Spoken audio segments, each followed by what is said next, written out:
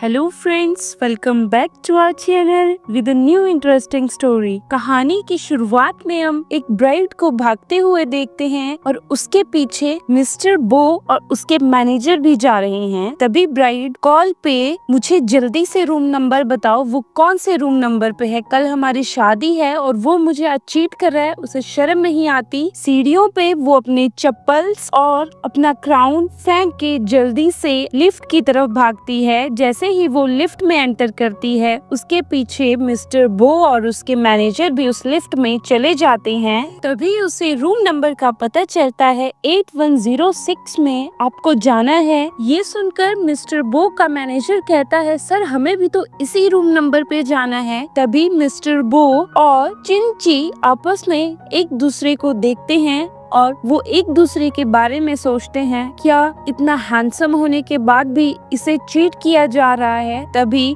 Mister बो सोचता है, अरे ये तो ब्राइड है, फिर भी इसे चीट कर रहे हैं। तभी लिफ्ट रुकती है और वो बाहर भागते हुए जाती है। तभी वो पीछे मुड़कर कहती है, मिस्टर बो क्या हमें साथ में चलना चाहिए, हमें इस चीज का साथ में मजा उठाना चाहिए। तभी मिस्टर बो का मैनेजर कहता है, ये रहा उस रूम का की कार्ड, और वो भागते हुए चली जाती है। तभी मिस्टर बो का मैनेजर कहता है, सर ये तो बहुत तेज है, हमें नहीं लगता कि इसे हमारी जरूरत होगी, लेकिन वो उसके पीछे चले जाते हैं। हम रूम में देखते हैं चिंची का फियांसे और बो की फियांसे आपस में रोमांस कर रहे हैं। तभी डोर ओपन होता है और चिंची वहाँ आके कहती है, ये क्या हो रहा है, और वो की कार्ड उसके मुंह पे मारती है। तभी वो कहता है, तुम यहाँ, हमारी कल शादी है और तुम यहाँ क्या कर रही हो, मुझे आज का दिन तो एंजॉय करने देती। तभी चिंची कहती है, तुम पागल हो चुके हो, तुम्हें पता है कल हमारी शादी है, फिर भी तुम ऐसी हरकतें कर रहे हो, तुम्हें शर्म नहीं आती। तभी वो बेड से खड़ा होता है और कहता है, तो क्या हुआ, आज का दिन ही तो है, मुझे एंजॉय करने दो। और वो उसे समझाने लगता है। तभी वो उसे स्लैप करने लगती है, लेकिन वो उसका हाथ पकड़ लेता है और कहता है, तुम ऐसा कैसे कर सकती हो, मुझे मारने की कोशिश, तुम पागल हो चुकी हो। और वो उसे बेड पे धक्का दे देता है। लगता है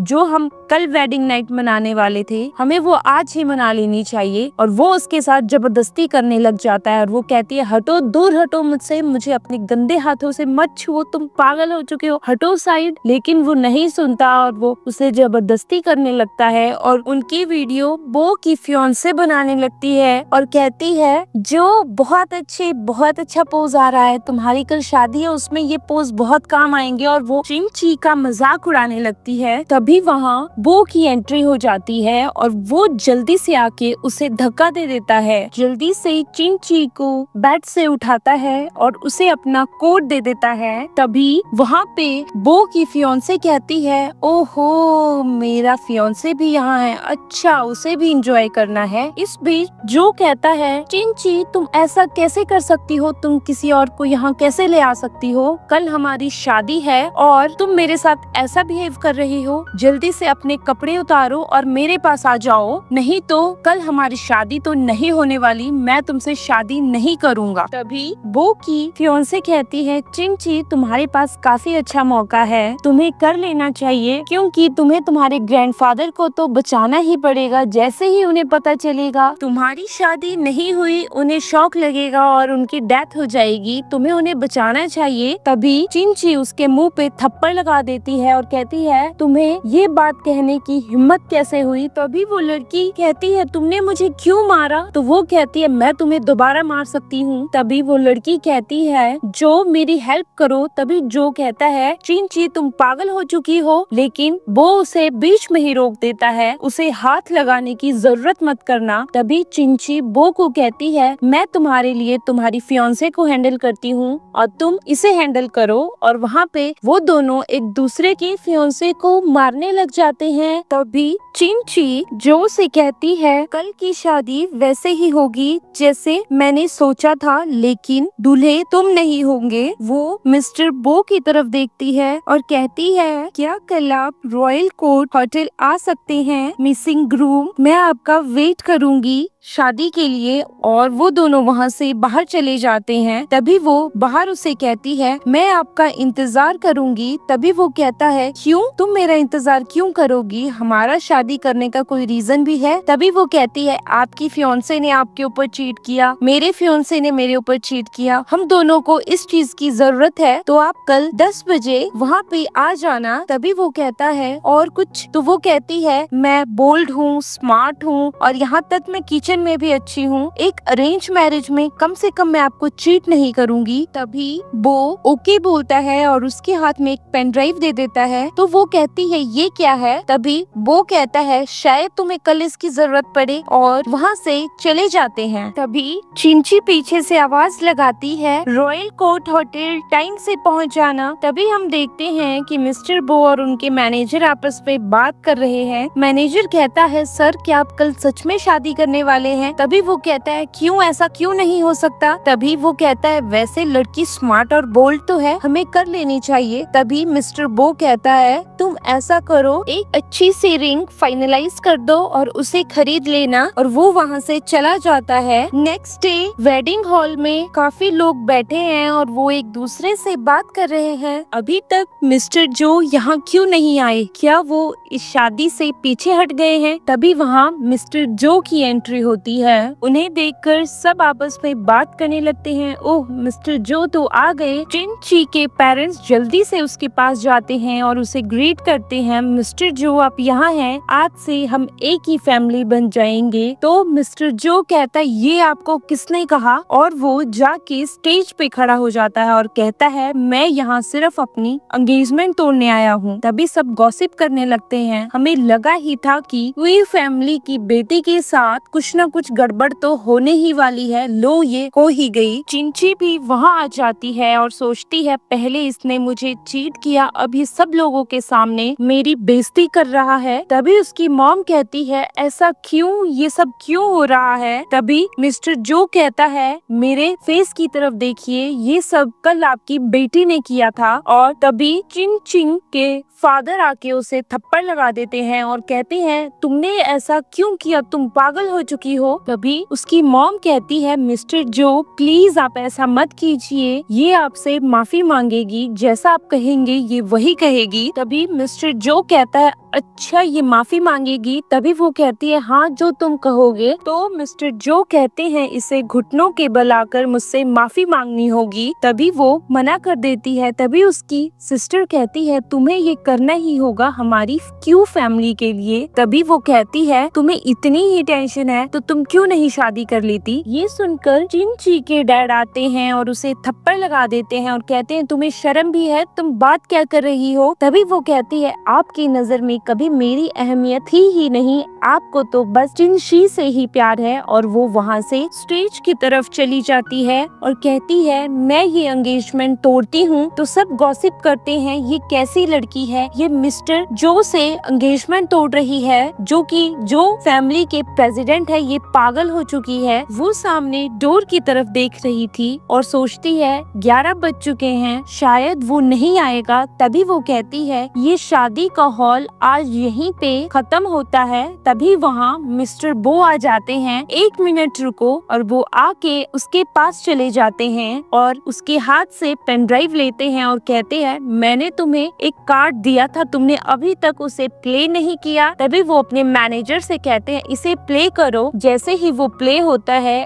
उनकी कल की वीडियो सामने आती है जिसमें मिस्टर जो किसी और के साथ रोमांस कर रहे हैं। तभी सब लोग बात करते हैं मिस्टर जो ने शादी से पहले ही चीट किया, मिस्टर जो ऐसा कैसे कर सकते हैं। तभी मिस्टर जो हैरान हो जाते हैं कि ये वीडियो इनके पास कहां से आई। मिस्टर बो कहते हैं आज इस बैंक्वेट हॉल में शादी तो होगी, और वो अपने घुटनों के बल आकर चिंची को रिंग पहना देते हैं और कहते हैं आज से ये मेरी वाइफ है, और वो कहती है आज से ये मेरे हस्बैंड है। तभी हम नेक्स्ट सीन में देखते हैं कि चिंची मिस्टर बो के पास आती है और कहती है तुम्हारी कल की एक्टिंग बहुत अच्छी थी, लग रहा था कि तुम एक बिलियनियर सीईओ हो, लेकिन जो का चेहरा देखने लायक था, मुझे बहुत मजा आया वो सब देख के। और वो उसके हाथ में वेडिंग सर्टिफिकेट्स पकड़ा देती है और कहती है मुझे पूरी रात लगी और बहुत सारे पैसे पैसे खर्च हुए इस झूठे वेडिंग सर्टिफिकेट को बनवाने में। तभी बो कहता है तुम्हें जरूरत क्या थी झूठे सर्टिफिकेट बनवाने में, और हम देखते हैं कि उन दोनों के हाथ में रियल सर्टिफिकेट्स हैं। तभी चिंची कहती है अब तो रियल सर्टिफिकेट बन गए, ये हमारी मैरिज 1 साल का कॉन्ट्रैक्ट है। तभी मिस्टर बो बातों बातों में उसे किस कर लेता है और वो कहती है इसने तो सबके सामने मेरा फायदा उठा लिया, और वो उसे कहती है 1 साल के बाद हमारी शादी खुद ब खुद टूट जाएगी। और तभी उसे कॉल आ जाता है। कॉल में आवाज आती है जल्दी से आ जाओ, यहाँ के टीवी में बहुत बड़े गेस्ट आए हैं अब्रॉड से और उन्हें बहुत अच्छी डांसर चाहिए। तभी वो कहती है मैं अपने रास्ते में हूँ। तभी मिस्टर बो को भी कॉल आता है कि जल्दी से आइए सर, हम आपका वेट कर रहे हैं। तो मिस्टर बो भी चले जाते हैं। चिंची के टीवी में पहुंच गई है। वहाँ के मैनेजर उसे कपड़े देते हैं और कहते हैं ऑल द बेस्ट, और वो वहाँ गेस्ट के सामने कपड़े चेंज करके डांस करने लग जाती है और उसका डांस उन्हें बहुत पसंद आता है। तभी उसका मैनेजर कॉल पे बहुत अच्छे, तो वो कहती है हाँ इस सब चीज के मैं पैसे लूंगी, तुम्हारे मूव्स बहुत बोल्ड हैं। तो वो कहती है मैं एक्स्ट्रा चार्ज करूंगी, और वो उन सबको अपने डांस से अट्रैक्ट कर रही होती है। तभी बाहर से उसका डांस देख के कोई अपने बॉस को कॉल करता है कि यहाँ बहुत अच्छी डांसर है, आप भी नीचे आ जाइए। तभी उनके अब्रॉड का गेस्ट उसके पास आता है और उसके साथ बदतमीजी करने लगता है। तो वो कहती है हटो साइड, और उसे धक्का दे देती है। तभी वो बहुत सारे पैसे उसके ऊपर लाके फेंक देता है और कहता है तुम्हें कितने चाहिए। तो वो एक बियर की बोतल उसके सर में मार देती है और वहाँ से भागने लगती है। तभी वो भी बोतल उसके ऊपर फेंक देता है जिसे उसे टांग में लग जाती है, और वो अपने एयरपोर्ट में अपने मैनेजर से कहती है जल्दी से नीचे आओ और मुझे बचाओ। जैसे ही वो भागती है उसकी मुलाकात वहाँ मिस्टर बो से हो जाती है और बो उसे देख के हैरान हो जाता है कि ये यहाँ क्या कर रही है। जैसे ही वो उसे टकराती है उसका एयरपोर्ट नीचे गिर जाता है और वो पीछे देख के भाग जाती है। तभी वो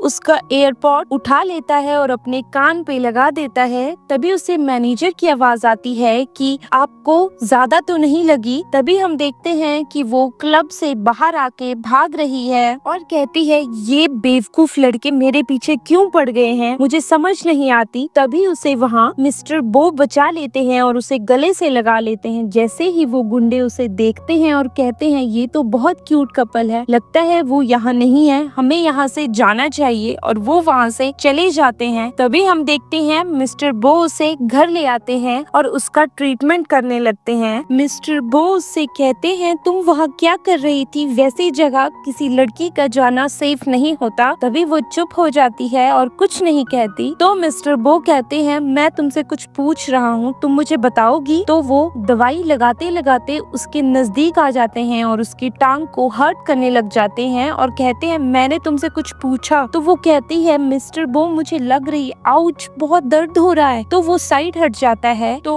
चिंची कहती है क्या तुम उस अब्रॉड वाले क्लाइंट से जेलस हो। तो वो उसे वैसे ही छोड़कर वहाँ से चला जाता है और आगे चल के उसकी तरफ देख के सोचता है क्या मेरा दिल मेरे कंट्रोल में नहीं है, ये सब क्या हो रहा है। नीचे हम देखते हैं चिंची भागते हुए डॉक्टर के पास जाती है और कहती है मेरे ग्रैंडफा को क्या हुआ, वो ठीक तो है ना डॉक्टर। तभी डॉक्टर कहते हैं आपको पेमेंट जमा करवानी पड़ेगी, हमें उनका ऑपरेशन करना पड़ेगा, वैसे ही उनकी कंडीशन नॉर्मल नहीं है, आप जल्दी से जल्दी पेमेंट जमा करवाइए। तभी चिंची अपने डैड को कॉल करती है और पेमेंट के लिए कहती है। तभी उसके डैड मना कर देते हैं तुम पागल हो चुकी हो, वैसे भी वो बूढ़े हो गए हैं तो उनका मरना ही सही है, और कॉल कट कर देते हैं। तभी वो के टीवी के मैनेजर को कॉल करती है और कुछ पैसे उनसे मांगती है और वो पैसे उसके अकाउंट में ट्रांसफर कर देते हैं और कहते हैं मैंने तुम्हें 100 युआन भेज दिए हैं, 30 तुम्हारी पे है, बाकी हम बाद में आपस में डिस्कस कर लेंगे। वो वहाँ बैठ के रो रही होती है। तभी डॉक्टर बाहर आते हैं और वो डॉक्टर के पास आके कहती है डॉक्टर पैसों का इंतजाम हो गया है, प्लीज आप जल्दी से जल्दी ट्रीटमेंट शुरू कीजिए। तभी डॉक्टर कहते हैं उन्हें वैसे ही ट्यूमर है और ऊपर से हार्ट अटैक, उनकी लाइफ इस टाइम डेंजर में है, उन्हें सिर्फ एक ही डॉक्टर बचा सकते हैं। तो वो कहती है डॉक्टर कौन से डॉक्टर, आप जल्दी से बताइए। तो वो कहते हैं उनका सरनेम जो है, आई थिंक वो आपके फियांसे को बहुत अच्छे से जानते जानते हैं तो आप अपने फियांसे से जितना जल्दी हो सकता है उतने जल्दी बात कीजिए। ये सोच के वो मिस्टर जो के पास जाती है जो कि पार्टी कर रहे हैं अपने बहुत सारे दोस्तों के साथ, उसमें उसकी गर्लफ्रेंड भी वहीं बैठी है उसके पास। तभी एक अटेंडेंट आता है कि बाहर चिंची आई है, तो वो अंदर आती है। जैसे ही वो अंदर आती है वो कहती है मिस्टर जो प्लीज सेव माय ग्रैंडफादर, आपकी फैमिली के डॉक्टर उन्हें बचा सकते हैं, उनका सरनेम भी जो है, आप प्लीज मेरी हेल्प करो। तभी वो उठता है और उसके पास आके कहता है ये तुम्हारा बिहेवियर है मुझसे हेल्प मांगने का। तो वो कहती है मुझे और क्या करना होगा। तभी वो पूरी वाइन की बोतल उठाता है और कहता है इसे पूरी पी लो। तो वो कहती है ठीक है और वो उसे पीने लग जाती है, लेकिन जैसे ही वो आधी ही पीती है उसे खांसी आ जाती है और वो उसे साइड हटा लेती है। तभी उसकी गर्लफ्रेंड उठती है और उसके ऊपर वाइन का गिलास फेंक देती है और उसकी वीडियो बनाने लगती है। ये वीडियो तो वायरल होगी, तुम्हारी बेइज्जती होगी पब्लिक में। तभी मिस्टर जो कुछ गोलियां अपनी पॉकेट से निकालते हैं और उसकी वाइन की बोतल में डाल देते हैं और कहते हैं इसे पियो। तुम्हें डर लग रहा है कि मैं तुम्हें मार दूंगा, तुम अपने ग्रैंडफादर के बारे में सोचो, वैसे भी वो बूढ़े हो चुके हैं, तुम यहाँ से जा सकती हो। तो वो कहती है नहीं मैं पी लूंगी, मुझे पता है मिस्टर जो अपने हाथों में किसी की डेथ का इल्जाम तो नहीं लेंगे। और वो उसे ड्रिंक करने लगती है, लेकिन वो पूरा ड्रिंक नहीं कर पाती। तभी मिस्टर जो उसे धक्का देके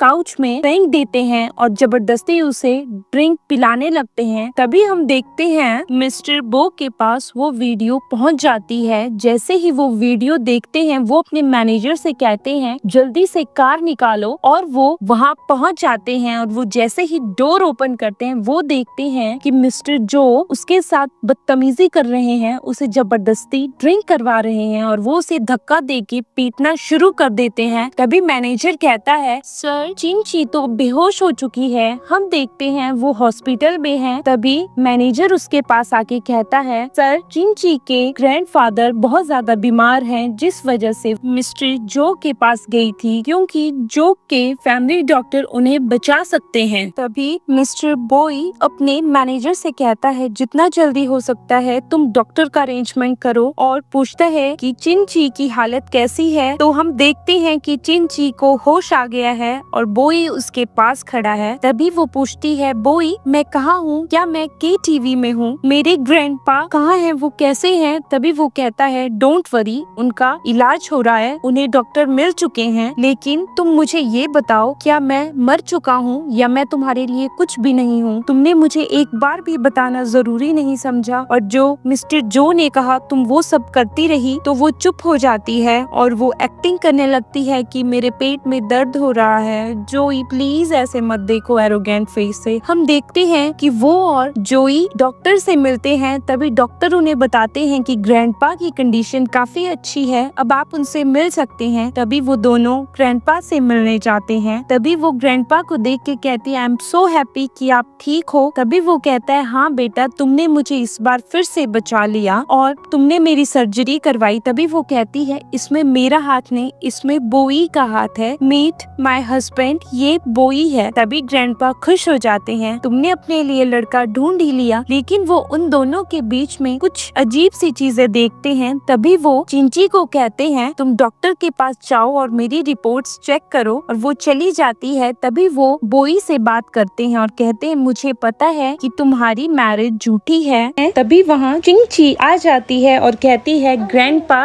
डॉक्टर ने कहा आप 100 साल जिएंगे। तभी ग्रैंडपा कहते हैं बेटा मुझे तो जितना जल्दी हो सके तुम्हारी मॉम और तुम्हारी दादी के पास जाना है। तो वो कहती है कि आप इतना जल्दी मुझे अकेले छोड़ के चले जाएंगे, मैं बहुत खुश हूँ, आप और मेरे हस्बैंड मेरे साथ हैं। तभी वो दोनों वहाँ से चले जाते हैं और जैसे ही वो गाड़ी में बैठे हैं तभी उसे बोई कहता है क्या तुम्हें खाना बनाना आता है, कल फैमिली डिनर है और मेरा ब्रदर सुईजो आ रहा है। हम देखते हैं कि वो डिनर की तैयारी कर रही है और आपस में बड़बड़ा भी रही है कि मैं ही खाना बनाऊं, ये तो बैठा हुआ है आराम से फोन चला रहा है, यहाँ तक मेरी हेल्प भी नहीं कर रहा। तभी वहाँ पे सुईजो आ जाता है जो उसके लिए एक गिफ्ट लेके आया हुआ है और उसके देता है और कहता है आप बहुत अच्छी हो, आप बहुत सुंदर हो। और वो जाके अपने भाई बोई के पास बैठ जाता है और बोई से कहता है तुम्हें ये इतना प्यारा जैम कहाँ से मिला, भाभी तो बहुत बहुत सुंदर है। तभी वो खाना टेबल पे लगा के कहती है चलो हम खाना शुरू करते हैं। तभी सुईचो कहता है कि लगा नहीं था कि भाभी ऐसा खाना भी बनाती हैं। तभी वो कहती है तुम्हें जितना खाना है तुम खा लेना। तो बोई इशारा करता है चुपचाप खाना खाओ। जैसे ही बोई उसकी थाली में सर्व करता है और वो खाने लगा है, वो वहीं पे वॉमिट कर देता है और कहता है ये क्या है। तभी बोई कहता है लगता है तुम्हारा पेट फुल हो गया है तो तुम्हें यहाँ से जाना चाहिए। तभी सुईचो कहता है हाँ मेरा पेट फुल हो गया है, मैं यहाँ से चलता हूँ, और वो वहाँ से चला जाता है। ये जाने के बाद बोई कहता है तुमने शादी से पहले मुझसे झूठ क्यों कहा था कि तुम्हें खाना बनाना अच्छे से आता है, लेकिन यहाँ तो तुम्हारा झूठ पकड़ा गया। तभी वो कहती है तुम्हें खाना है तो खाओ, नहीं खाना तो रहने दो। हम देखते हैं चिंची जो गिफ्ट सुईचो ने उसे दी थी वो उसे छुपा कर अपने रूम ले जाना चाहती है। जैसे ही वो आगे बढ़ती है तभी बोई अपना दरवाजा खोलता है जो कि अभी बात लेके बाहर आता है और कहता है तुम मुझसे क्या छुपा रही हो, मुझे दिखाओ। तो वो कहती है कुछ नहीं, ये एक लड़कियों का स्टफ है, तुम्हें इसे नहीं देखना चाहिए। तभी हरदम में उससे वो गिफ्ट नीचे गिर जाती है और बोई देख लेता है कि उसमें तो एक ब्लैक कलर की नाइट ड्रेस है, लेकिन चिंची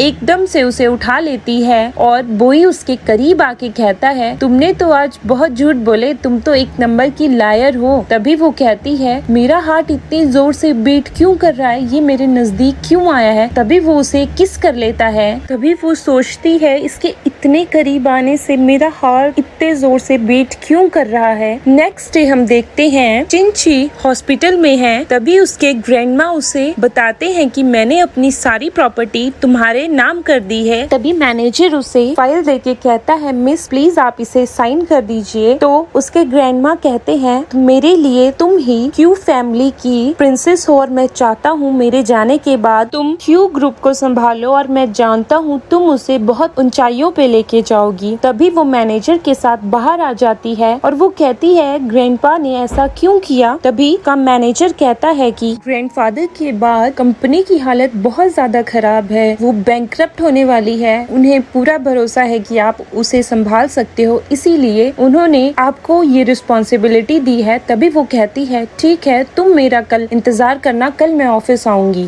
नेक्स्ट मॉर्निंग जैसे ही वो ऑफिस जाती है उसका मैनेजर वहीं उसका वेट कर रहा होता है। तभी सभी उसे ग्रीट करते हैं आज Elder daughter of Q family company में आए हैं, उनका वेलकम है और सभी उनके बारे में बात करने लगते हैं। तभी कुछ आपस में बात करते हैं कि चिंची के फादर ने इसकी मदर से शादी की और वो घर के जमाई बन गए, जिस वजह से उन्होंने क्यू फैमिली का बिजनेस हैंड ओवर कर लिया और उनकी बेटी चिंची हुई। उसके बाद जैसे ही उसकी मॉम की डेथ के बाद उन्होंने किसी और से शादी कर ली, तभी चिंची हुई। इसका मतलब वो एक नाजायज लड़की है। तभी वहाँ चिंची आ जाती है जो कहती है सिस्टर तुम यहाँ क्या कर रही हो, इतने दिन बाद तुम इस कंपनी में क्या लेने आई हो, तुम्हें क्या काम है। तभी वो कहती है मैं भी इस कंपनी का हिस्सा हूँ और मैं यहाँ आ सकती हूँ, यहाँ क्या हो रहा है और कैसे हो रहा है इसके बारे में मुझे पता होना जरूरी है, मुझे ग्रैंडपा ने बोला है। तभी वो अंदर चली जाती है मीटिंग रूम में जहाँ मिस्टर क्वी वहाँ बैठे हुए हैं मीटिंग हॉल पे। जैसे ही वो आती है सब लोग उसका वेलकम करते हैं। तभी मैनेजर कहता है ये आज से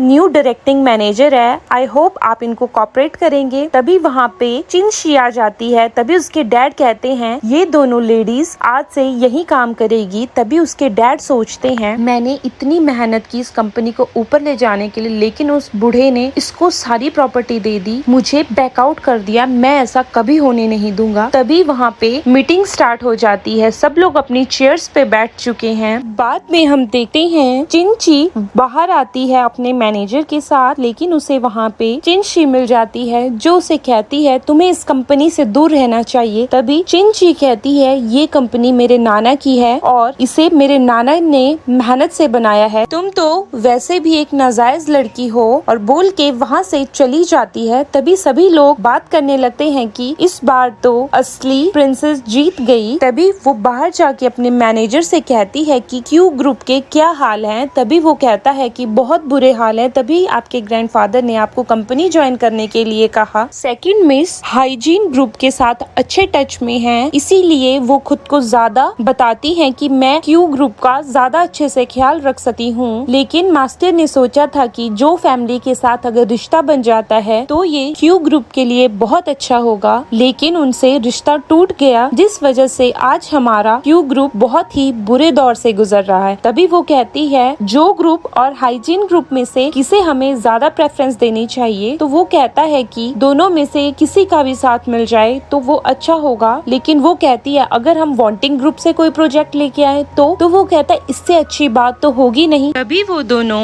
एक होटल में जाते हैं जहाँ से उन्हें इंफॉर्मेशन मिली होती है कि वांटिंग ग्रुप के प्रेसिडेंट यहाँ आने वाले हैं। वो दूर खड़े होके देख रहे होते हैं, तभी वहाँ एक कार गुजरती है जिसमें बोई होता है। तो वो सोचती है ये बोई यहाँ क्या कर रहा है। तभी वो अपने मैनेजर से कहती है चलो अंदर चलते हैं। तभी उसका मैनेजर कहता है यहाँ अंदर जाने के ही 10 मिलियंस लगेंगे और मैंने यहाँ की टिकट नहीं ली है, हमारे पास इतने पैसे कहाँ है मैम। तो वो कहती है तब फिर कैसे क्या करना है मैम, मैं तो यहाँ खड़ा होके एक गुड न्यूज का इंतजार करूंगा, आगे आप देखिए। तो वो छुप छुपा के अंदर चली तो जाती है, लेकिन जैसे ही वो गैलरी में पहुंचती है वहाँ से सामने एक वेटर आता है। तभी वो सामने वाले रूम में घुस जाती है और वेटर उसी रूम का दरवाजा नॉक करने लगता है। तो कहती है मैंने तो खुद ही खुद को फंसा लिया। तभी वो वॉशरूम में घुस जाती है और वहाँ पीछे बोई होता है। तभी वो बोई को देखती है, चुप हो जाओ प्लीज, कुछ मत बोलना, और उसे ऊपर से नीचे तक देखने लगती है और कहती अगर तुमने कुछ बोला तो मैं तुम्हारा ट्राउजर नीचे खींच लूंगी और जब लोग यहाँ आएंगे तो वो तुम्हें ऐसे देखेंगे तो वो तुम्हारा बहुत मजाक उड़ाएंगे, तो सोच लो। तभी बोई उसे अपनी तरफ खींचता है और कहता है पहले तो बिना बुलाए मेरे रूम में घुस गई, उसके बाद तुम मेरे वॉशरूम में घुस गई, उसके बाद तुम मेरे ऊपर चढ़ के मुझे ही ऑर्डर्स दे रही हो, ऐसा तो नहीं होने वाला। तभी वो उसे उसकी कमर से पकड़ लेता है और उसे किस कर देता है। तभी वो कहती है हटो यार, क्या कर रहे हो तुम। तभी बोई कहता है तुम खुद ही तो मेरे पास आई थी ना, और वो वहाँ से चली जाती है। तभी वहाँ बोई का मैनेजर आ जाता है। जैसे ही वो अंदर आता है तो वो वहाँ नीचे एक फाइल गिरी हुई देखता है जो चिंची से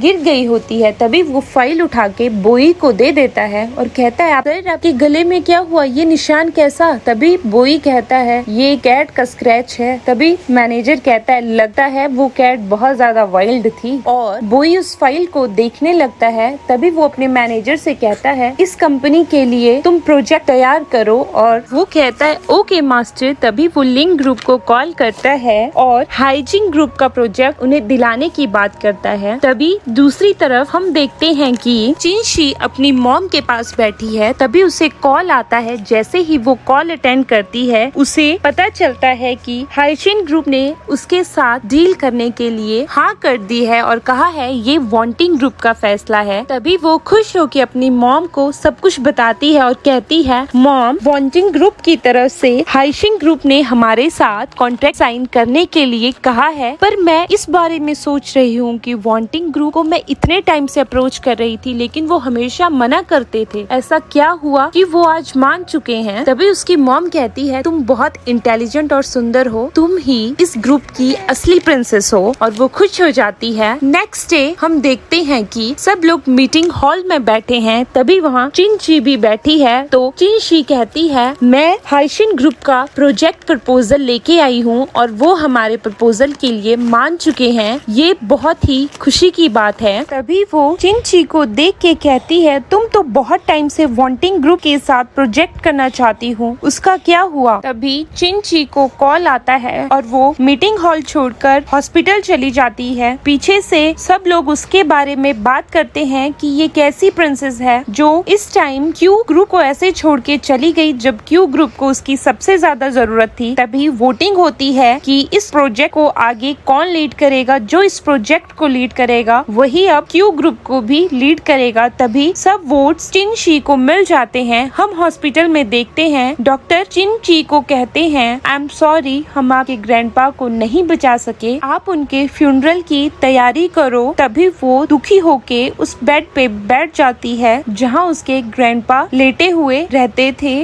और वो अपने मैनेजर को कॉल करती है कि आप फ्यूनरल की तैयारी करो और फ्यूनरल कल ही होगा। उसके बाद वो बोई को कॉल करती है लेकिन उसका नंबर नहीं लगा। नेक्स्ट डे फ्यूनरल वाले दिन हम देखते हैं वो अपने घर पे अपने ग्रैंडपा के रूम में बैठी है जहाँ उसके उसके ग्रैंडपा की बहुत सारी यादें बसी हैं। वो उनके फोटो को निहार रही है। तभी वहाँ उनका मैनेजर आ जाता है और कहता है, मैम फ्यूनरल की तैयारी हो चुकी है, हमें बाहर चलना चाहिए। इतना कहते ही वहाँ का रूम खुलता है और चिंची वहाँ आती है अपने बॉडीगार्ड्स के साथ और कहती है, अच्छा हुआ ये बूढ़ा खूसट मर गया, अब कम से कम हम अपनी जिंदगी आराम से जी सकते हैं। और वो चिंची को कुछ पेपर दिखाती है और कहती है, ग्रैंडपा ने मरने से पहले सारा ग्रुप सारी प्रॉपर्टी मेरे नाम कर दी थी, ये रहे ग्रैंडपा के साइन। चिंची कहती है, अब ना तुम्हारा यहाँ काम है ना ग्रैंडपा की चीजों का यहाँ काम है, कम से कम ये कमरा खाली तो होगा। और वो उसके हाथ से ग्रैंडपा की फोटो लेके नीचे फेंक देती है। तभी चिंची कहती है, तुम ऐसा कैसे कर सकती हो, और उसे थप्पड़ लगा देती है। तभी वो कहती है, तुमने मुझे मारा कैसे, और उन दोनों की आपस में फाइट हो जाती है। तभी चिंची बहुत अग्रेसिव हो जाती और चिंची को नीचे फेंकती है और उसे नीचे फेंक के उसका गला दबाने लगती है। तभी चिंची का मैनेजर कहता है, मैम प्लीज ऐसा मत कीजिए। तभी चिंची अपने बॉडीगार्ड्स को इशारा करती है और कहती है, इसे मेरे ऊपर से हटाओ। तभी वो डंडे से उसके सिर पे वार करते हैं और उसे नीचे फेंक देते हैं। तभी उसका मैनेजर कहता है, प्लीज मैम को छोड़ दो। लेकिन चिंची कहती है, इसे भी अच्छे से सबक सिखाना, और जहाँ पहले चिंची को भेजा था अभी भी तुम इसे वहीं भेज दो। चिंची के सिर पे चोट लगी है, इसीलिए वो हिल नहीं पा रही, वो बेहोश हो गई है। तभी वो गुंडे उसे उठाते हैं और उसे मेंटल हॉस्पिटल में एक रूम में छोड़ देते हैं। जैसे ही वो उसे छोड़ते हैं, वो उसके हाथ में एक रिंग देते हैं तो कहते हैं, लगता है ये बहुत महंगी है, हमें इसे बेच देना चाहिए और इसके बदले में जो हमें पैसे मिलेंगे हम उन्हें डिवाइड कर लेंगे। तभी वो रिंग उसके हाथ से निकालते हैं और वहाँ से चले जाते हैं। कुछ देर में वहाँ डॉक्टर्स आते हैं। तभी वो डॉक्टर्स को देख के कहती है, आप लोग यहाँ क्या कर रहे हो, मैं पागल नहीं हूँ प्लीज। तभी वो उसे जबरदस्ती इंजेक्शन लगा देते हैं और वो बेहोश हो जाती है। डॉक्टर्स वहाँ से चले जाते हैं। हम देखते हैं मिस्टर बोई काफी टाइम से चिंची का फोन ट्राई कर रहे हैं, लेकिन उसका फोन नहीं लग रहा। तभी वो अपने मैनेजर को कहते हैं, तुम पता करवाओ चिंची आखिर है कहाँ। तभी वो एक ऑक्शन में जाते हैं जहाँ वो उसके लिए जेड पेंडेंट की बोली लगाते हैं। सब लोग 4 मिलियन 5 मिलियन, तभी वो 20 मिलियंस की बोली लगाता है और वो उस जेड पेंडेंट को जीत लेता है चिंची के लिए। तभी नेक्स्ट वही रिंग वहाँ पे प्रेजेंट होती है जो उसने चिंची को वेडिंग पे पहनाई थी। तभी वो उठ के कहता है, ये रिंग तुम्हारे पास कहाँ से आई। तो वो कहते हैं, पता नहीं सर, ये रिंग तो हमें ऑक्शन के लिए आई है। तो वो उस रिंग को भी ले लेता है। अपने मैनेजर से कहता है, जरूर चिंची के साथ कुछ बुरा हुआ है, तुम्हारे पास 3 मिनट्स हैं, तुम जल्दी से जल्दी पता करवाओ आखिर हुआ क्या है। हम देखते हैं बोई क्यू फैमिली के घर चला जाता है जहाँ चिंची और उसकी मदर बैठे हुए हैं। तभी वो उनके पास आके कहता है, मुझे बताओ चिंची कहाँ है,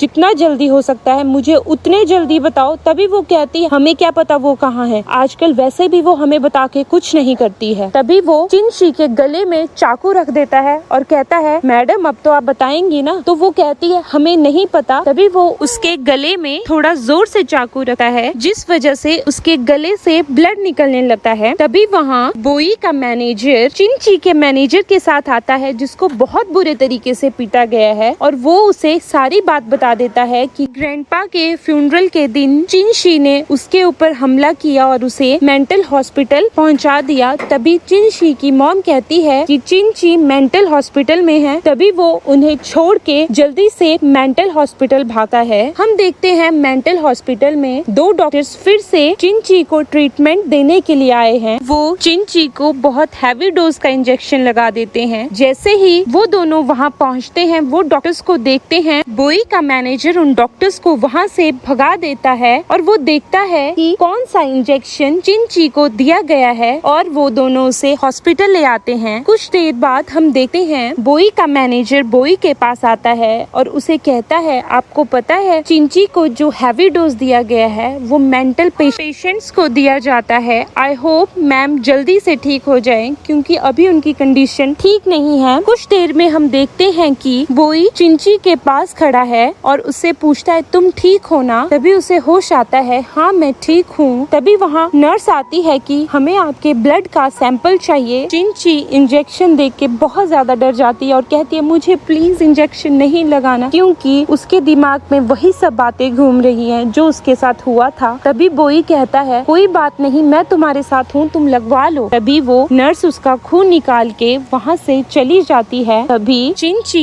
बोई को कहती है जिस वजह से हम साथ में थे अब वो इस दुनिया में नहीं रहे। मेरे ग्रैंडपा मुझे इस दुनिया में अकेला छोड़कर चले गए। जिस वजह से मैंने शादी की थी आज वो वजह ही खत्म हो गई। मुझे लगता है अब मुझे ये शादी तोड़ देनी चाहिए, हमें अब अलग हो जाना चाहिए। तो बोई कहता है ऐसा नहीं हो सकता। तभी वहाँ उसका मैनेजर आ जाता है और कहता है सर किसी इम्पोर्टेंट डॉक्यूमेंट में आपके साइन चाहिए। तो बोई बाहर चला जाता है। तभी चिंची किसी को कॉल करती है और कहती है जल्दी से डॉक्यूमेंट प्रिपेयर करो, मुझे क्यू ग्रुप वापस चाहिए। और वो बाहर आ जाती है। बोई और उसका मैनेजर आपस में बात कर रहे हैं। तभी मैनेजर लगता है मैडम का मूड बहुत खराब है। तो बोई उसके पास चला जाता है और कहता है तुम यहाँ क्या कर रही हो, चलो मौसम आज बहुत अच्छा है, हमें बाहर वॉक पे जाना चाहिए। लेकिन वो मना कर देती है। तभी बोई उसे गोद में उठा लेता है और उसका मैनेजर व्हील चेयर लेके आता है। तो बोई उसे व्हील चेयर में बिठाकर बाहर ले जाता है। वो वॉक कर रहे हैं। तभी वो एक कपल को देखते हैं जो आपस में एक बात कर रहे हैं कि तुम जल्दी से ठीक हो जाओ, मैं तुम्हें तुम्हारी मनपसंद स्वीट खिलाऊंगा। तभी बोई चिंची को कहता है अगर तुमने दूसरी बार डिवोर्स की बात की तो देख लेना, तुम मुझे जो मर्जी बोलो मैं करने के लिए तैयार हूँ, लेकिन तुम्हें डिवोर्स नहीं दूंगा। तभी चिंची कहती है चिन जेंडे ने मेरी मदर के साथ शादी की और मेरे नाना का सारा बिजनेस उन्होंने अपने नाम करवा लिया। जैसे ही मेरी मदर की डेथ हुई वो चिंची और उसकी मदर को घर ले आए और उन्हें ज्यादा इम्पोर्टेंस देना जरूरी समझा। मैं उन्हें कभी माफ नहीं कर सकती। यहाँ तक कि उन्होंने मेरे ग्रैंडपा को भी मारा, उन्हें अलग दवाई दी जिस वजह से उनकी डेथ हो गई। मैं उन्हें कभी माफ नहीं कर सकती, मैं उनसे बदला जरूर लूंगी। तभी बोई कहता है तुम जो बोलोगी मैं करूँगा, लेकिन डिवोर्स नहीं, हम साथ मिल के उनसे बदला लेंगे। तभी वो कहती है मेरे पास कुछ भी नहीं है, क्या तुम ऐसी लड़की के साथ रहना चाहोगे, तुम बाद में रिग्रेट करोगे। तभी वो कहता है ऐसा कभी नहीं होगा। कुछ दिन बाद हम देखते हैं कि वो एक घर के बाहर खड़ी है जहाँ उसका मैनेजर भी उसके साथ है और उसका मैनेजर कहता है दाई यूएई का बर्थडे है, वो आपके लिए दुश्मनी रखते हैं, क्या आपको तब भी अंदर जाना है। तो वो उसके हाथ से इनविटेशन कार्ड लेती है और अंदर चली जाती है। जैसे ही वो अंदर जाती है सभी लोग उसे देख के कहते हैं ओ ये तो क्यू फैमिली की एल्डर डॉटर है और ये यहाँ क्या कर रही है, और सब लोग उसका मजाक उड़ाने लगते हैं, इसकी हैसियत नहीं है यहाँ आने की। तभी उनमें से एक कहता है कि इसके लिए तो कॉर्नर में कटोरा रख दो, ये वहाँ भी अच्छी लगेगी, इसे उस कटोरे में ही खाना दे दो। तभी चिंची एक चेयर में बैठ जाती है। तभी वहाँ एक लेडी कहती है अरे ये स्मेल कैसी आ रही है, वो लगता है इसी से आ रही है, इतने गंदे कपड़े इसने पहने हुए हैं तो स्मेल ही आएगी ना, और क्या होगा। और सब लोग हंसने लग जाते हैं।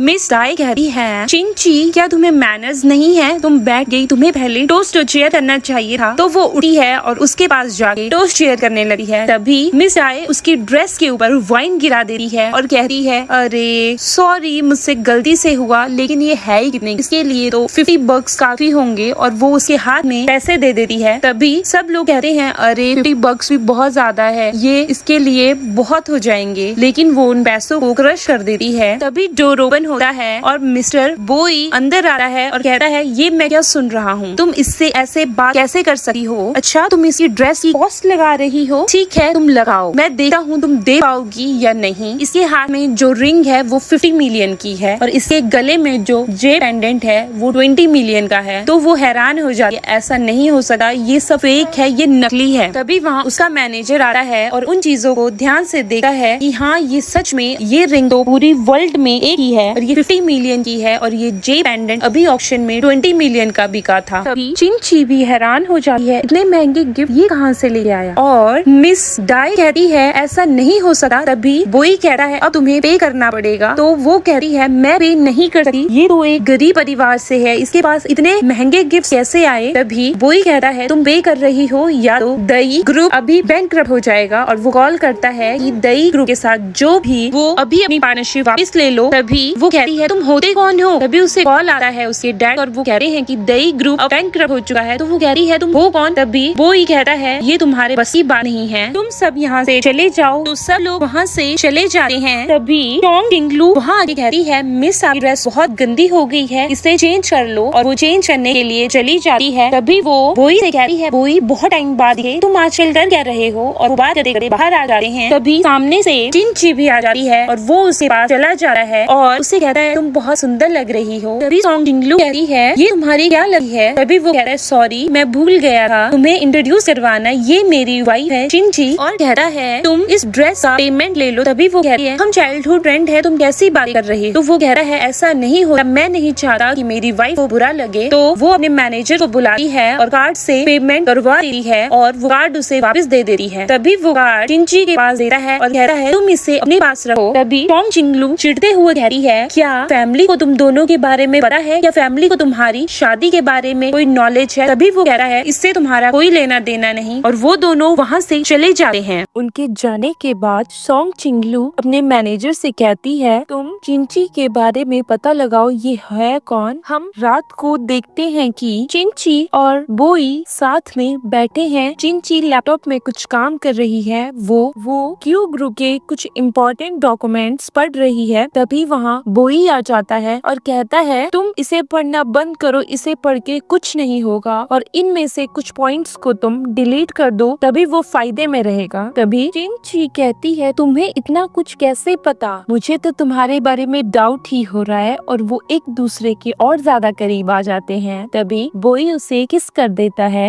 और वो काफी देर तक एक दूसरे के साथ रहते हैं। तभी चिंची पीछे हट के कहती है मुझे लगता है तुम्हारी चाइल्डहुड फ्रेंड चोंग चिंगलू तुम्हारा काफी टाइम से इंतजार कर रही है। तभी बोई कहता है ऐसा कुछ नहीं है, मेरी फैमिली और उसकी फैमिली काफी टाइम से दोस्त हैं, मेरे और उसके बीच में ऐसा कुछ नहीं है। हम मॉर्निंग में देखते हैं चिंची अपनी फ्रेंड से मिलने कैफे जाती है। तभी उसकी फ्रेंड उससे कहती है क्या ऑर्डर करूं फिर मैडम। तो वो कहती है कुछ भी ऑर्डर कर ले यार, मैं बहुत टेंशन में हूँ। तभी उसकी फ्रेंड कहती है हाँ यार मैं समझ सकती हूँ, अभी अभी तुम्हारे ग्रैंडपा की डेथ हुई है, फिर तुम क्या करने वाली हो, तुमने तो अपने ग्रैंडपा के लिए शादी की थी, अब उस शादी का क्या होगा। तभी वो कहती है यार यही तो मैं समझ नहीं पा रही हूँ। तो उसकी फ्रेंड कहती है तू ऐसा कर इस फेक शादी को रियल बना दे। तभी वो कहती है तू पागल हो गई है यार, तू कैसी बातें कर रही है। तभी उसकी फ्रेंड कहती है देख आजकल सिटी में वांटिंग ग्रुप के प्रेसिडेंट की बात हो रही है और वो उसे फोटो दिखाती है। तभी वो कहती है यार ये तो बोई है। तो उसकी फ्रेंड कहती है हाँ यार बोई ही तो वांटिंग ग्रुप का प्रेसिडेंट है, वो पिछले 5 सालों से वांटिंग ग्रुप को संभाल रहा है। तभी चिंची कहती है यार ऐसा कैसे हो सकता है। तभी उसकी फ्रेंड कहती है तू ऐसा कर बोई को बेड पे लेके जा, तभी तुम्हारी शादी सक्सेसफुल होगी। तो वो कहती है चुप कर यार, बोई प्रेसिडेंट नहीं हो सकता, वो एक सिंपल लड़का है। तभी उसकी फ्रेंड कहती है जैसा तुझे सोचना है। तो वो कहती है चल ठीक है मैं बाद में मिलती हूँ और वो वहाँ से चली जाती है। तभी उसे कॉल आता है और वो होटल रूम में हा चिंग्यो से मीटिंग के लिए चली जाती है। वहाँ उसके कोई फोटोज क्लिक कर लेते हैं और बोई को सेंड कर देते हैं। जब वो घर आती है तो बोई उसे गुस्से में पूछता है क्या जो पैसे मैंने तुम्हें दिए थे वो तुम्हारे लिए काफी नहीं थे, जो तुम अब होटल रूम में भी जाके सर्विस दे रही हो, कितने पैसे दिए उसने तुम्हें। तभी चिंची कहती है तुम पागल हो चुके हो, मुझे तुम्हें सफाई देने की कोई जरूरत नहीं है। और वो उठ के वहाँ से चली जाती है। तभी बोई उसे खींचता है और बेड के ऊपर फेंक देता है और खुद उसके ऊपर आ जाता है और कहता है तुम्हारी प्रॉब्लम क्या है, मैं तुमसे कुछ पूछ रहा हूँ। तभी चिंची कहती है मुझे कोई जरूरत नहीं है तुम्हें जवाब देने की, बोई तुम्हें समझ आया। तभी वो हमारी शादी वैसे भी एक समझौता है, तो मुझे नहीं लगता कि मैं तुम्हें इस बारे में बताऊं। वैसे भी ना तुम मेरी फैमिली से मिले हो ना ही मैं तुम्हारी फैमिली से मिली हूँ बोई। तो वो बोई कहता है एक बार और बोलना। तो वो फिर से बोलती है। तभी वो उसे किस कर देता है और इसी एरोगेंसी के साथ वो उसके साथ इंटीमेट हो जाता है। नेक्स्ट मॉर्निंग हम देखते हैं चिंची उठी है। तभी उसे कॉल आता है कि मैडम ली प्रेसिडेंट ने हमारा प्रपोजल डिक्लाइन कर दिया है, वो हमारे साथ कोई भी मीटिंग नहीं रखना चाहते। तभी वो कहती है प्लीज तुम उनका शेड्यूल चेक करो और मुझे बताओ। उसकी ये सारी बातें बोई सुन लेता है और बोई अंकल ली को कॉल करता है और कहता है मुझे आपसे कुछ काम है। तभी वो कहता है हाँ बेटा बताओ क्या काम है, मैं तुम्हारी क्या हेल्प कर सकता हूँ। तो वो कहता है हाल ही में क्यू फैमिली आपसे कॉन्ट्रैक्ट साइन करवाना चाहती है, तो आप इस चीज में ध्यान दीजिए। तभी अंकल ली कहते हैं ओके। हम देखते हैं कि तैयार होके एक रेस्टोरेंट में पहुंचती है जहां बोई लिंग ग्रुप के प्रेसिडेंट के साथ बैठा है। जैसे ही वो आती है वो उठ के उसे रिसीव करता है और कहता है अंकल ये है चिंची, ये क्यू फैमिली की बेटी है, ये क्यू ग्रुप की प्रेसिडेंट है। तभी वो उसे ग्रीट करते हैं और कहते हैं बैठो। तभी वो कहती है प्रेसिडेंट ली थैंक यू, आपने मेरी बात सुनी। तभी वो कहता है मुझे प्रेसिडेंट ली कहने की जरूरत नहीं है, तुम मुझे अंकल ली कह सकते हो। और वो उसे कहता है थैंक गॉड तुमने मेरे भतीजे को इतने अच्छे से हैंडल किया, इसे कोई हैंडल नहीं कर सकता। उनकी मीटिंग ओवर होने के बाद वो दोनों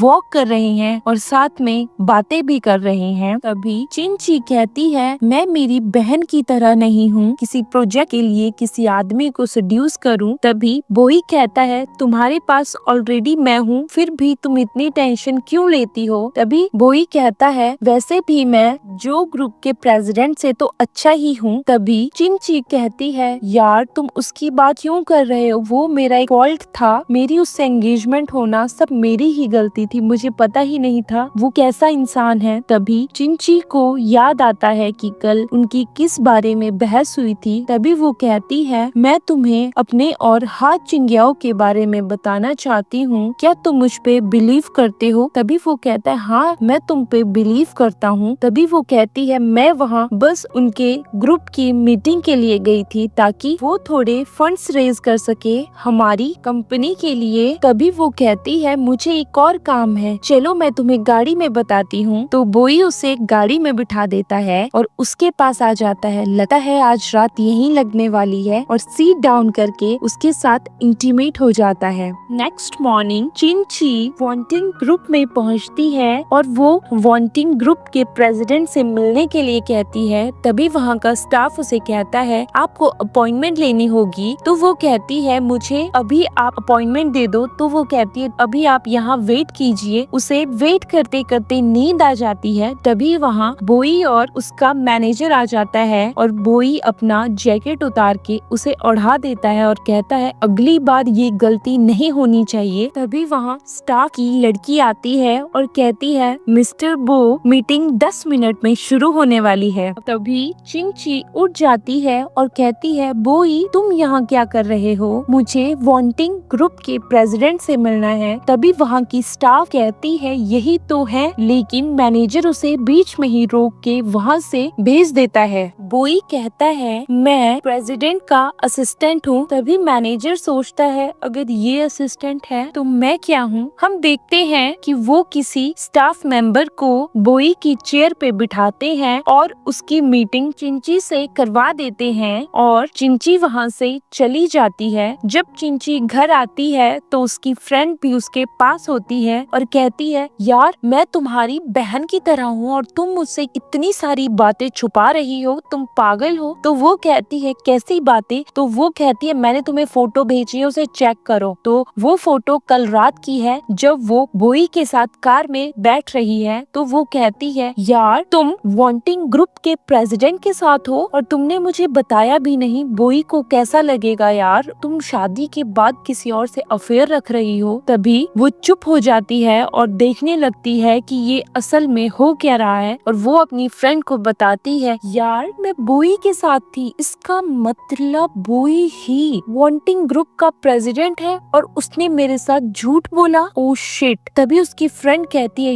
यार तुम तो वायरल हो गई हो, तुम्हारी पोस्ट ट्रेंडिंग पे चल रही है। तभी हम देखते हैं ऑफिस में बोई का मैनेजर भी उसे बताता है कि सर आपकी फोटोज लीक हो गई है। तभी बोई चिंची को कॉल करता है लेकिन उसकी कॉल नहीं लगती और वो उसे ढूंढने के लिए KTV चला जाता है। जैसे ही वो KTV जाता है वहाँ पे उसे शुइजो मिल जाता है जो उसे अपने पास बिठा लेता है। शुइजो उसे ड्रिंक के लिए ऑफर करता है लेकिन वो मना कर देता है कि मुझे काम है, मैं यहाँ से जा रहा हूँ और वो चला जाता है। हम देखते हैं चिंची अपनी फ्रेंड के घर पे है और वो दोनों छत पे बातें कर रही हैं। तभी उसकी फ्रेंड बोलती है तुम यहाँ कब तक रहने वाली हो छुप के। तो वो कहती है ज्यादा दिन नहीं, तुम टेंशन मत लो, चलो सुनो, आज रात को हम इंजॉय करेंगे। मैं मेल मॉडल्स को हायर करूंगी, हम उनके साथ बहुत ज्यादा इंजॉय करेंगे। बोई घर पे अकेला है, तभी वहाँ शुइजो आ जाता है और कहता है जो कल रात क्लब में लड़की थी उसके साथ देखो तुम्हारा फोटो ट्रेंड कर रहा है। तो बोई कहता है बस यार ये सब बातें छोड़। हम रात को देखते हैं कि चिंची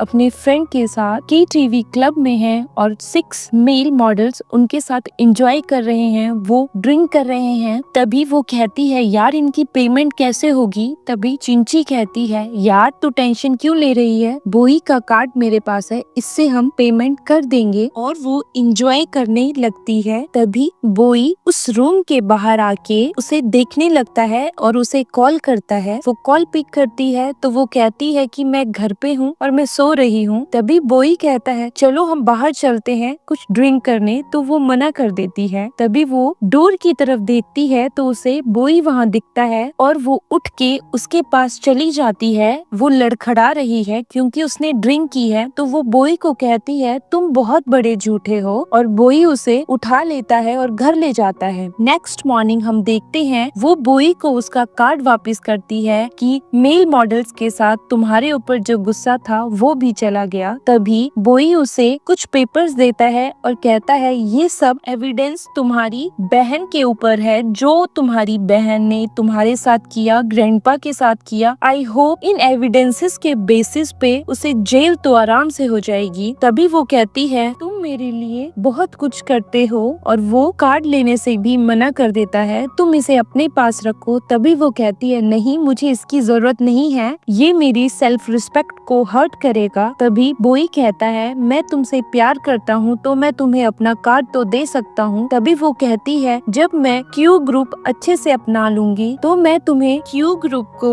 एज अ वेडिंग गिफ्ट देना चाहूंगी, उसके बाद ही मैं तुम्हारी चीजें यूज करूंगी। हम देखते हैं चिंची को पुलिस पकड़ लेती है एविडेंसेस के बेसिस पे, उसे 12 साल की जेल हो जाती है। जैसे ही बोई और चिंची घर से बाहर आते हैं तभी वहाँ चिंची की डैड और स्टेप मॉम वहाँ आते हैं और उसकी स्टेप मॉम उसे कहती है तुम ऐसा कैसे कर सकती हो, वो तुम्हारी बहन है। और वो उसके पैरों में गिर जाती है और कहती है मेरी बेटी को छोड़ दो प्लीज, वो तुम्हारी बहन है, बचपन से तुम दोनों साथ में रही हो। तभी चिंची कहती है अब ऐसा नहीं होगा, ये तो उसे पहले सोचना चाहिए था जब उसने ग्रैंडपा को जहर दिया था, मैं ऐसा कुछ नहीं करने वाली। भी उसके डैड कहते हैं वो तुम्हारी बहन है, तुम ऐसा कैसे कर सकती हो। भी चिंची कहती है मुझे तो मेरी मॉम ने जन्म दिया है, मेरा इस लेडी से और उस लड़की से कोई रिश्ता नहीं है, इनका रिश्ता सिर्फ आपसे है। तभी वो गुस्से में उसे थप्पड़ मारने लगता है, लेकिन उसका हाथ बोई पकड़ लेता है और कहता है अगर तुम मेरी वाइफ के पिता नहीं होते तो मैं पता नहीं तुम्हारे साथ क्या करता, चले जाओ यहाँ से। और वो दोनों वहाँ से चले जाते हैं। तभी बोई उसे अपने घर लेके जाता है। जैसे ही वो बोई के घर पहुँचती है तो वो बहुत ज्यादा नर्वस होती है कि अब पता नहीं यहाँ क्या होगा, ये सब मुझे पसंद करेंगे या नहीं। वो बोई के साथ अंदर जाती है। तभी बोई कहता है मैं अंदर जाता हूँ, तुम यहाँ कुछ खा लो। जैसे ही वो खाने लगती है वहाँ बोई का भतीजा आ जाता है, मुझे तुम बहुत अच्छी लगी, क्या तुम मुझे WeChat पे ऐड कर सकती हो, प्लीज मुझे अपना नंबर दो। वो उसे इग्नोर करने लगती है, फिर वो बाद में उसे नंबर दे देती है और वहाँ से चली जाती है। बोई का भतीजा उसे मैसेज करने लगता है और कहता है क्या हम शाम को डिनर पे चल सकते हैं। तभी वो उसे ढूंढने लगता है और उसके पीछे चला जाता है और उसे रोक के कहता है मैं तुम्हें मैसेज कर रहा हूँ और तुम मेरे मैसेजेस का रिप्लाई क्यों नहीं दे रही। तभी वहाँ बोई आ जाता है और कहता है कौन से मैसेज, और अपना फोन दिखाता है, अच्छा तुम ये मैसेज कर रहे हो। वो अपने भतीजे को बताता है ये तुम्हारी आंटी है तो इससे दूर रहो। तभी वो चिंची को कहता है आज मेरी मॉम का बर्थडे है, तुम जाके उन्हें विश करो। तो वो अंदर चली जाती है। जैसे ही वो अंदर जाती है वो वहाँ